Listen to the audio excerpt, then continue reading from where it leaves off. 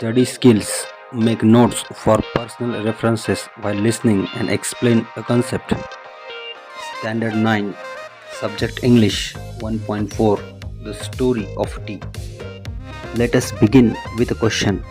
Can you name the most widely consumed beverage in the world after water?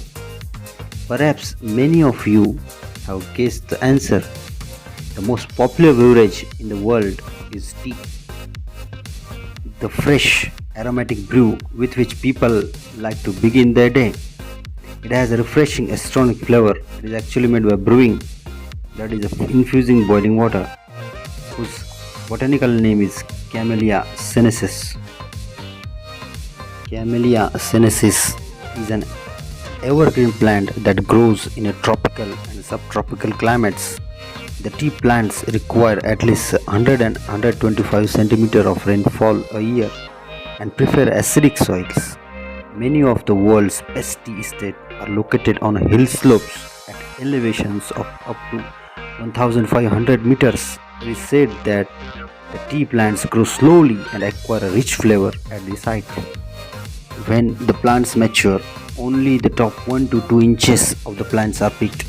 These buds are leaves called flushes. A new flushes appears on the plants every 7 to 10 days during the peak growing season. Left to grow on its own, the tea plant may actually grow into a small tree. That's why they kept a height about 3 feet to enable the easy plucking of leaves. The teas we buy are usually classified according to their leaf size. Accordingly, we have 1. Assam type of tea characterized by largest leaves. 2. China type characterized by the smallest leaf. And 3. Cambodge characterized by intermediate size.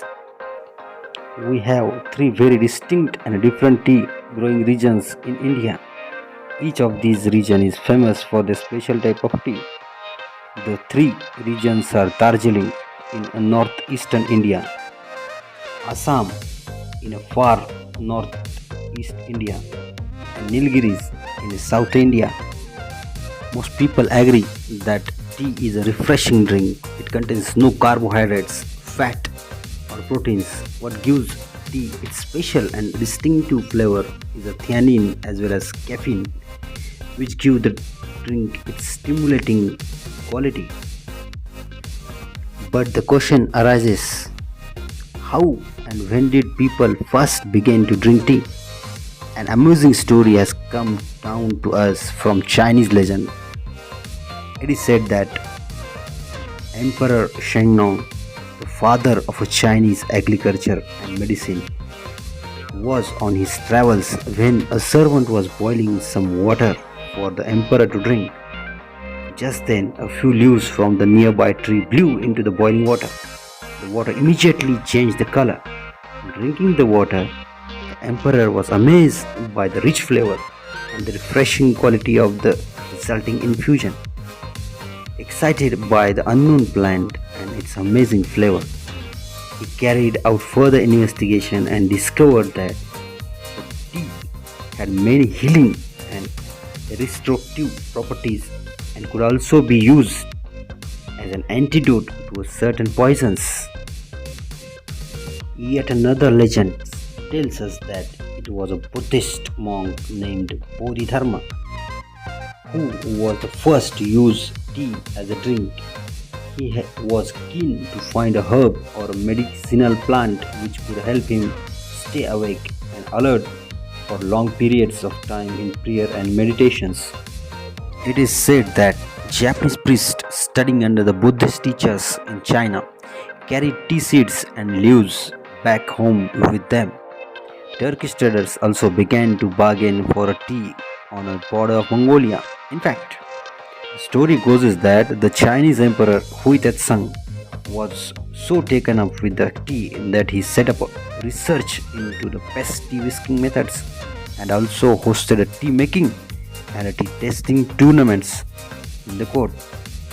So tea-minded he was that he failed to notice that Mongolia had actually taken over his empire. Okay students, we discussed half part of the story. we discuss next part, but before that, let us solve some questions from the story. And you also write it in your notebook. How is a tea, the beverage, made? Second, how is a tea that is packed and sold to us made? Third, where are tea estates located?